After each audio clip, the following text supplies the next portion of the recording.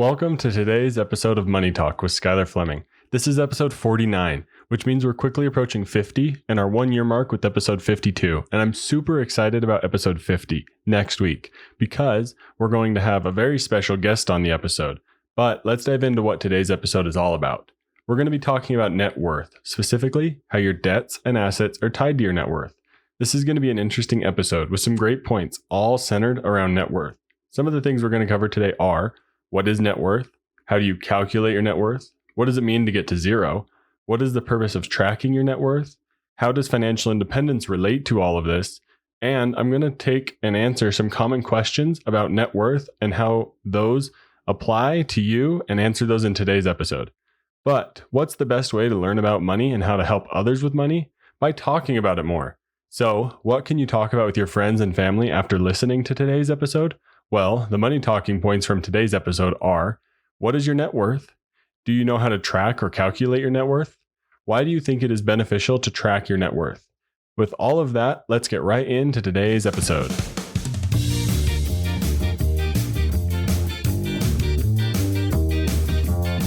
You know, we don't talk about money enough. It is a topic that gets ignored for some reason, even though it plays a role in everyone's day-to-day life. Well, this issue is what brought Money Talk to reality. I know you're probably busy and don't have much time to research and learn about all things when it comes to personal finances, but that's where this podcast, Money Talk, comes into play. I'm your host, Skylar Fleming. I'm here to do the research and learn all the extra stuff about personal finance for you. The goal is to simply get us talking about money. So let's get talking.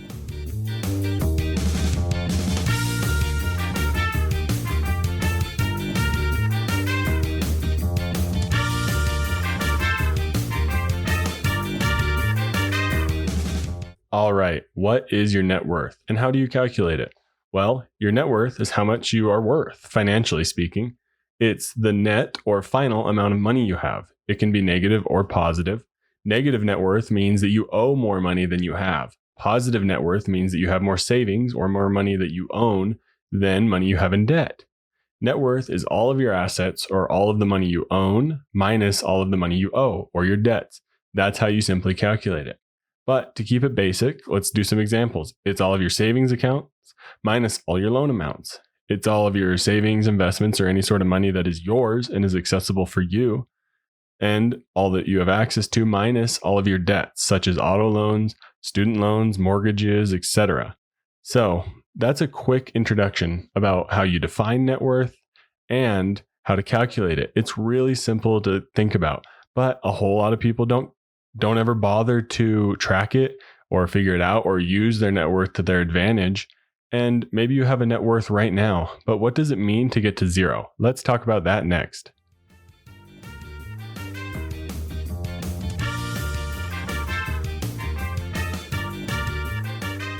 All right, what does it mean to get to zero?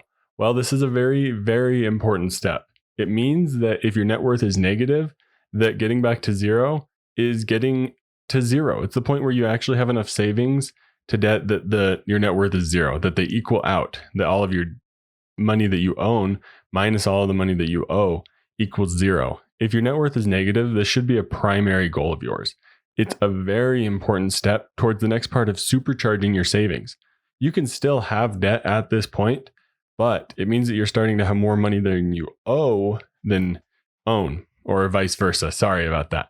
It means you own more money than you owe once you start to get to that positive net worth. And this can be a huge, huge benefit to your peace of mind when it comes to creating things like an emergency fund. Because if you have way more money in debt than you own, it can be really hard to feel like you're out from that burden that debt can cause. So it's a huge goal and should be a primary focus of yours if your net worth is extremely negative. You got to get back to zero. You don't have to be zero debt, but you do need to get to the point where all of the money you own or all of your assets equals all of the money you owe. It's really kind of a crossover point to where you're going to start seeing a huge benefit from tracking your net worth and increasing your savings and watching your net worth grow positive. But why do you track all this? Why am I talking about all these numbers? Why does it matter if it's negative or positive or this, that, or the other? Let's talk about the purpose of tracking your net worth next.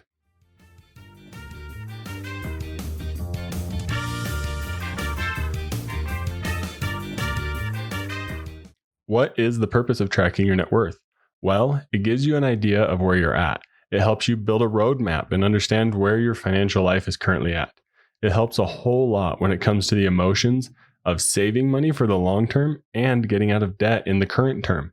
And it can be a huge boost to your willingness to save when you see that number growing and growing and growing and growing even faster and faster as you start to invest. It can be a huge boost towards wanting to save towards the long term. It makes saving for the long term so much easier when you have the number at least in mind, when you have the number to watch. Because think about it. If you don't know what your net worth is, or you don't know how much you're worth or anything like that, it can be hard to save for the long term when you're not tracking it, because you never see the difference you're making. You just see some future empty date that you say you're putting $300 a month towards, but what is that actually doing?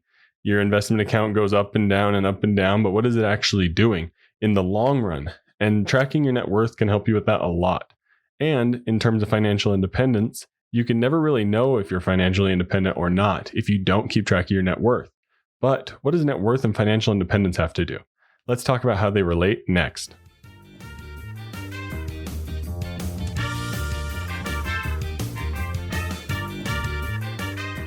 So how does financial independence relate to all of this? Why am I bringing up financial independence on an episode talking about net worth? Well, financial independence has a common rule of thumb about having 25 times your annual living expenses invested. This allows you to spend down your investments at 4% a year, usually without ever eating into your principal balance, just by living off the interest. The 4% rule comes from a rule of thumb about how much you can safely draw down your investments and not have to worry about your overall net worth decreasing in terms of your investments. The 4% rule has been studied out extensively to be able to be lasting in the good and bad times. If you're interested by this rule of thumb or want to know more about the math behind financial independence and 25 times your annual expenses, well, then I recommend looking up some more podcasts or looking it up online. Just search the 4% rule or search financial independence 4% rule, and you'll really be able to figure out what I'm talking about here. But I wanted to give that background because how does financial independence and tracking your net worth correlate? Well, how are you going to know how much money you need or how much money you have if you're not tracking your net worth? How much money are you going to know if you're spending if you're not tracking it? How is your net worth going to be able to play a role at all if you're not tracking it? And if financial independence is something that interests you, then you need to start tracking your financial life now. I think it would be extremely hard to make it to financial independence if you're not at least tracking your numbers. Sure, you don't have to put a whole lot of work into it once you set your plan in place to get to that point. If you know you're investing enough, you don't need to watch it every single day or every single week. You can check in on it rarely, often. You don't have to check in it that much because you know you have a plan in place and you just leave it, set it and forget it. But you can really see the supercharging benefits that tracking your net worth has when it comes to getting to financial independence.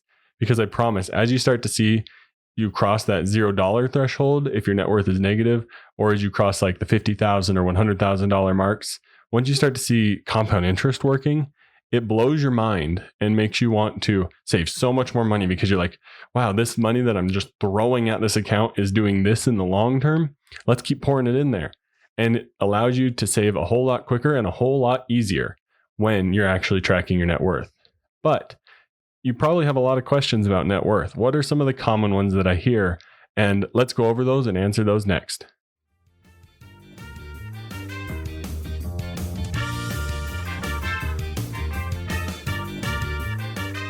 All right, what are some common questions that people have about net worth?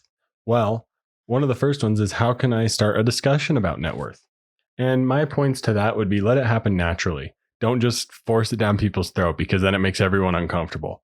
Bring up your goals, talk about their goals, ask them what their goals are, and then relate how tracking your net worth can help reach those goals.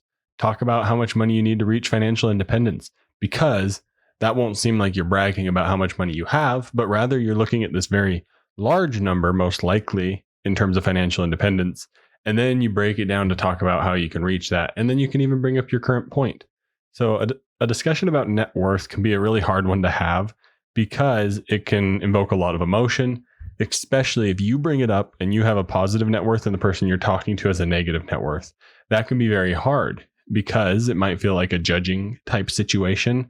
So Try to bring up the discussion naturally, bring it up around other things that are impacted by tracking net worth, and then bring it back to net worth. That's how I would approach that question. The next one is, can I just ask others what their net worth is? No, don't just ask it randomly.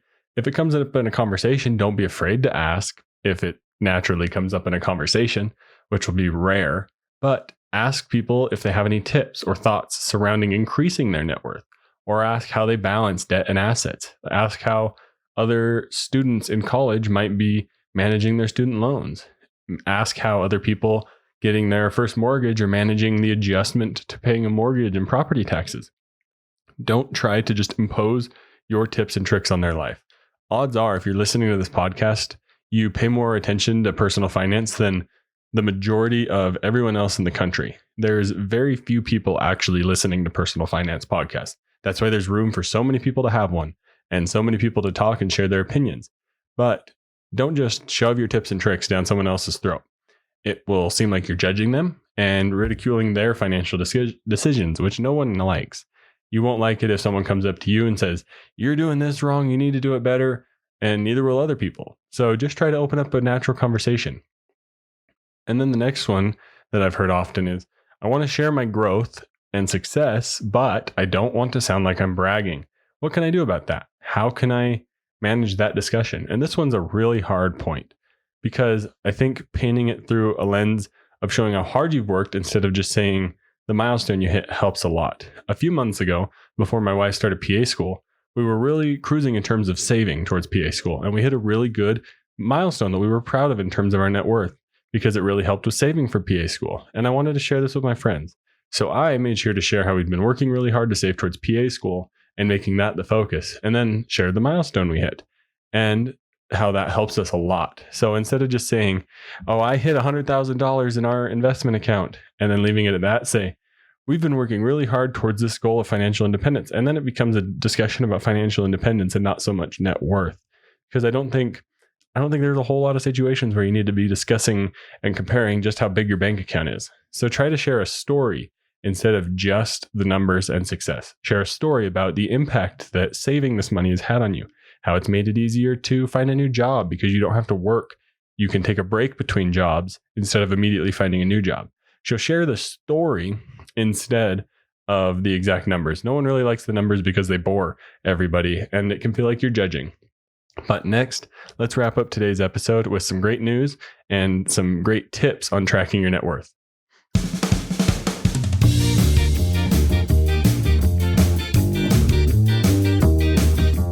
Well, to wrap up today's episode, don't brag about your net worth, but having a conversation is really, really good. And using your net worth can more so lead to other discussion topics like financial independence, like getting out of debt, and other things that are really good and healthy conversations to have. Next, start tracking your net worth today. Start tracking it yesterday. Actually, you can start tracking it like up to 90 days ago with most tools. Personal Capital is a tool that I've used for years to track my net worth. And it's really easy to connect everything and track it. You just log into your accounts and then it brings them all into one place and shows you a nice little dashboard that tracks everything from budgeting and so on. And it's not an advertisement for them, but it's a great tool. And make sure to remember, write it down or something. Write down the boost that you feel when you start noticing your net worth increase, or when you're getting out of debt faster because you see the number increasing. Whether it's wanting to save more money or get out of debt, you're going to see your net worth increase. And I guarantee that it's going to increase your desire to increase your net worth. And it'll make it a whole lot easier to continue saving down the road. Like I said before, episode 50 is coming up, and we're going to have the most special guest on, my wife. It's going to be a really fun episode where we're going to talk about something a little different than money. But don't worry, it's still going to have a great impact on your wallet. So be sure to subscribe and tell a friend. You want to hear some other great news? We're climbing in listeners. We just recently crossed 700 total listens, which is amazing. So thank you for listening. It's super fun and awesome to see the growth. And it's super exciting news. But how can we continue to grow? Well, consider sharing with a friend, family member, or anyone else who you believe could benefit from a money talk. But thank you so much for listening to Money Talk with Skylar Fleming. I'm your host, Skylar Fleming. Have a great week. Thank you for listening to Money Talk. The Money Talk show is provided for informational and entertainment purposes and should not be used for personal or specific financial advice. Every situation is unique and different. Please make sure to do your own research for your personal financial situation.